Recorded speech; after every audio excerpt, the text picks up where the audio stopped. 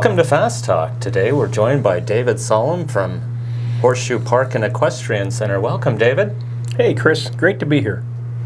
David, tell us a little bit about what you do out there at Horseshoe Park. Well, Horseshoe Park, I'm the general manager out there, and we host about 220 events a year out there at Horseshoe Park. And we're really active for about a good 6 months out of the year. We're super busy, and we'll have several horse shows. We got monster trucks coming in. We got our big thing is Roots and Boots Rodeo, and it's like an old county fair there, and brings in about 30,000 people in the month of March.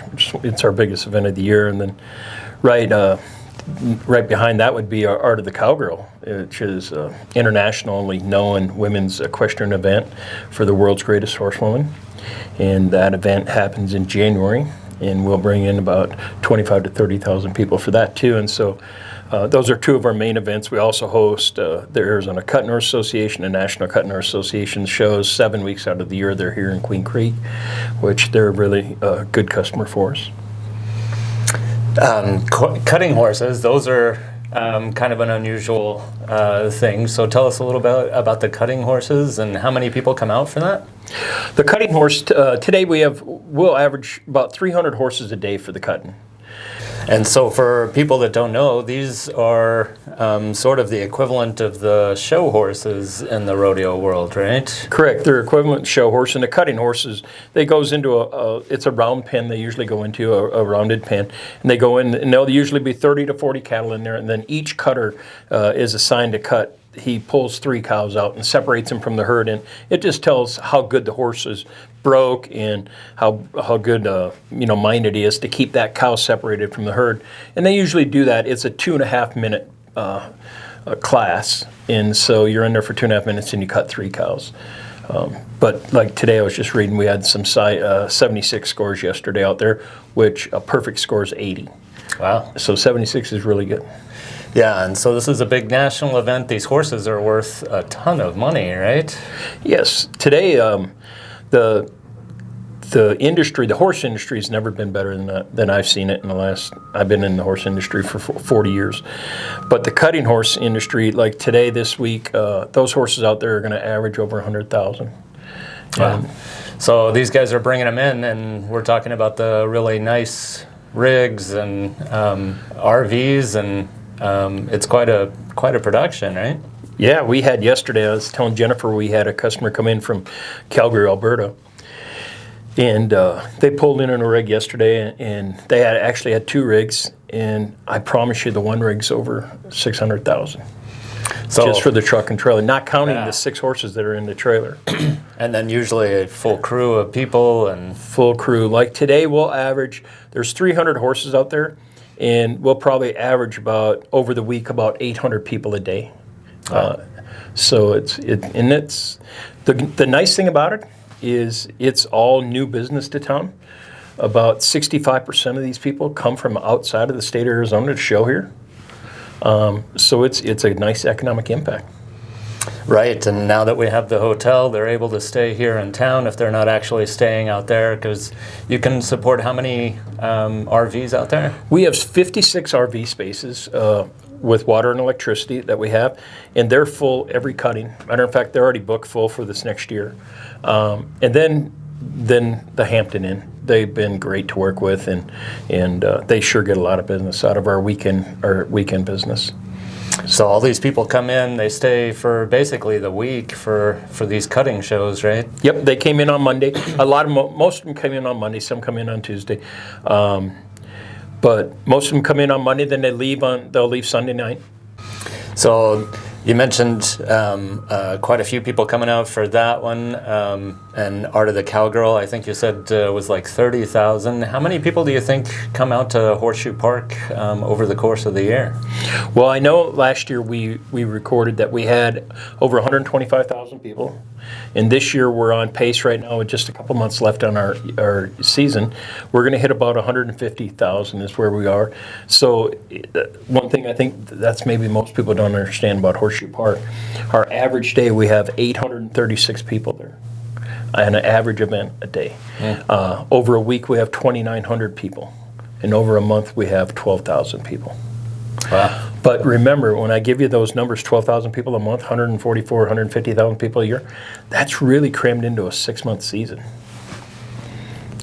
And so you mentioned, though, that you also have things like monster trucks. And so are there things that are happening outside of that 6 months, too? Yes, we have Monster Trucks is coming in May, and they're going to be they're having 2 performances on Saturday and 1 on Sunday, and they're like 90% sold out right now. They're a great attendance. They might add a second performance on Sunday because of the ticket sales, but the first time Monster Truck's been on this side of Phoenix. And so it's really encouraging and exciting to have them and have new people coming to the park that have never been out there because they didn't want to go to a horse show, but now they can go to Monster Trucks. And then we have right the week before that, we have Vintage and Vino, which is a, sort of a wine and craft show that goes on that'll bring in, 3,500 to 5,000 people a day there. And a lot of those are non-equestrian. We have equestrian horse shows going on at the same time outside. So if you want to come and shop for your favorite Mother's Day gift or a bottle of wine, you can come and do that. And if you want to go outside and watch the horse shows, we have 2 arenas that'll be hosting horse shows. So how many days is the park activated now? About 220 days a year is what we're active. Yep. And we're growing more and more to get more and more of that warmer season business. We're working on getting more and more of that. And with maintenance and the changeover that has to happen between shows, things like that, how many days could you really be booked? I mean, it's not 365, right? No, it's not. It's funny because we think about that as, and right now I just had a study done about our, where we are, and we're about 90% saturated. We really are because, the heat in the summer hurts us. But during the season, we really need, most days, we need to have a 2-day turnover. Most of our events, then we have 4 or 5 day events, but we need a 2-day turnover most times. There's sometimes, like this last weekend, we got done with the show on Sunday night. Our crew came in Sunday night, worked late, ready Monday morning, and we were ready for them at 6 o'clock Monday night. We had 300 horses move in at 6 o'clock on Monday night. Wow.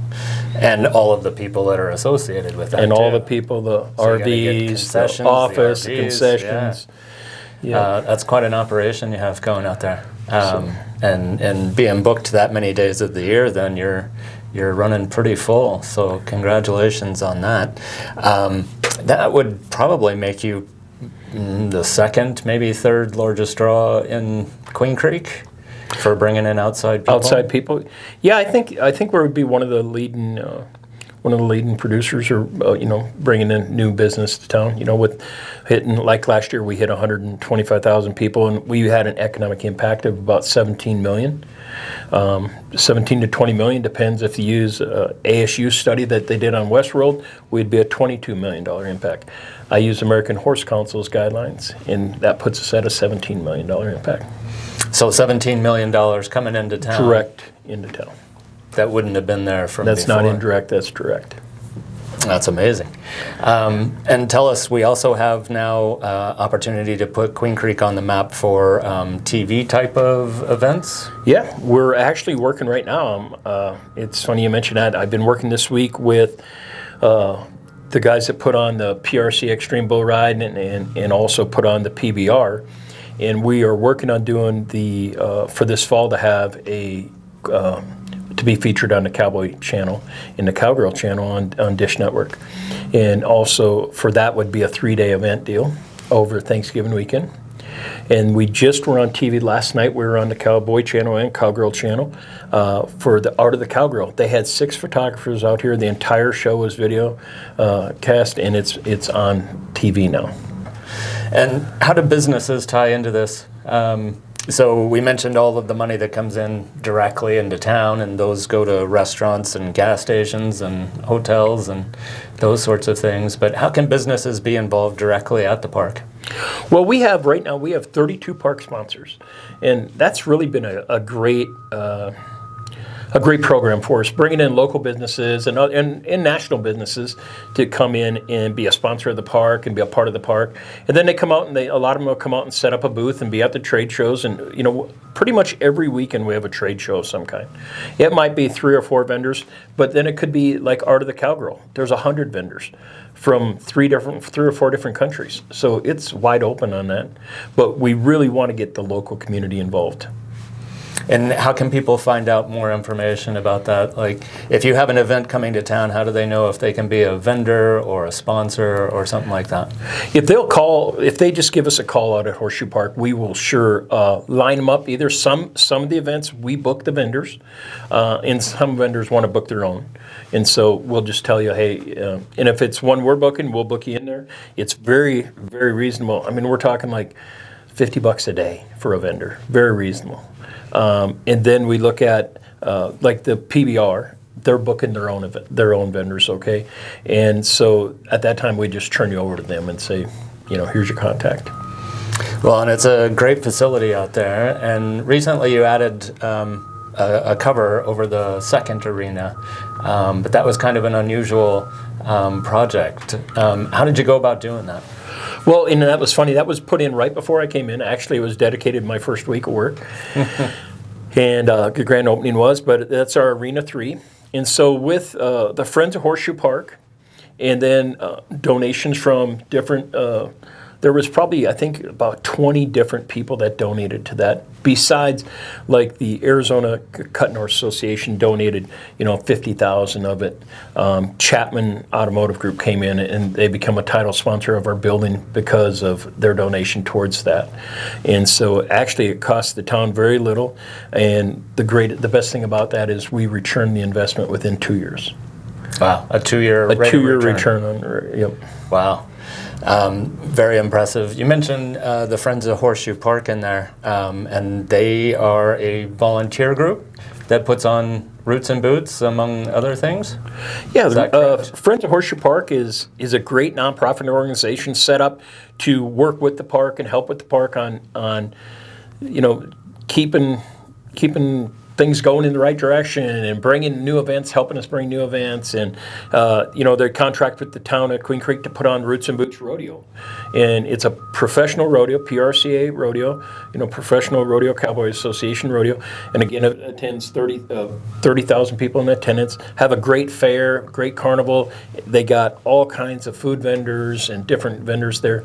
But the big thing about them, they've been very supportive. All the money that they make from the rodeo, that the profit that comes in from the rodeo, they come back and help buy equipment for us, help with remodeling some stuff at Park. They also make several donations to different people in the community.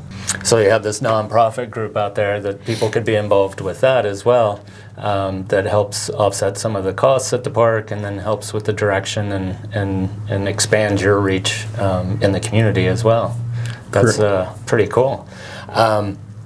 And one other thing I wanted to touch on, the park's a little unusual just because of where it's located. So that used to be the town dump, is that right? Yeah, we're built right next to the town dump, and that is how it all got started. Was the county actually gave the money back because they took the money for all the dumping rights, and then the town had their share was when they got the 38 acres was given to them by the county. And so as you're looking at the park, there's also the mound that's right behind it, and is that phase 2 of the park? Well, it's not really. It's phase 2 of the Parks and Rec, because it's a great hiking area now, and you can't believe the number of bikers and hikers we get out there. We got the Rotary Club coming out next week, or the first week in May, putting on a 5K race out there. And so they're going to be parking. So the trails are all done? The trails are all done, ready to go. They're maintained every week. The Park and Rec crew is out there, grounds is out there maintaining them every week. We use them for trail rides. We use them for bike rides. We use it, it hooks up with the Snoky Wash so you can go all throughout town and up to the Santan Mountains. It's really nice to see it's being used. Right. It's not just 60 acres sitting there empty. It's actually being used every day. Well, it sounds like a great operation out there, David. So between your part at the Horseshoe Park and the trail system that's up there behind you, sounds like it's being activated quite a bit. How can people find a calendar? Is there a regular calendar out there? If our calendar is listed underneath the town's website, and you can go on there to calendar, and if you just go on the calendar, it has Horseshoe Park and all of our events that we have going on at Horseshoe Park. And we're pretty on, we got about like the next year up there, updated of what we got going on. We have when I say we're slower in the summer, we still have events booked every week all summer. We have a barrel racing every Friday night. And with that, our concession stand is open. We got great brisket and all kinds of food there to eat. And so anybody can come out to those horse shows and watch them and enjoy dinner and have a nice Friday night. A great way to come out and learn about the equestrian culture. Yep. And a great thing to say, about 80% of our events are free. Wow. And I'm really going to push that this next year to invite the community to come out and enjoy the free horse shows. Again, so many of the events are free. Anything we haven't touched on that you wanted to talk about? No, I think that's pretty good. I think I just invite everybody to come out to Horseshoe Park. I'd love to meet you. If you want to come by, our business office is on the west driveway, but our office is always open to people to come out and visit. And the horse show, the grounds is open. We invite people to come out and enjoy it and park there and go on the Snoky Wash if you want, or come and see us. But come out and enjoy it. Well, thanks so much for spending some time with us here, David. It's been really interesting to learn about your operation, and I love going out there. So it's been wonderful. Thank you. Thank you. Thank you for the town of Queen Creek and Chamber, all they do for the business.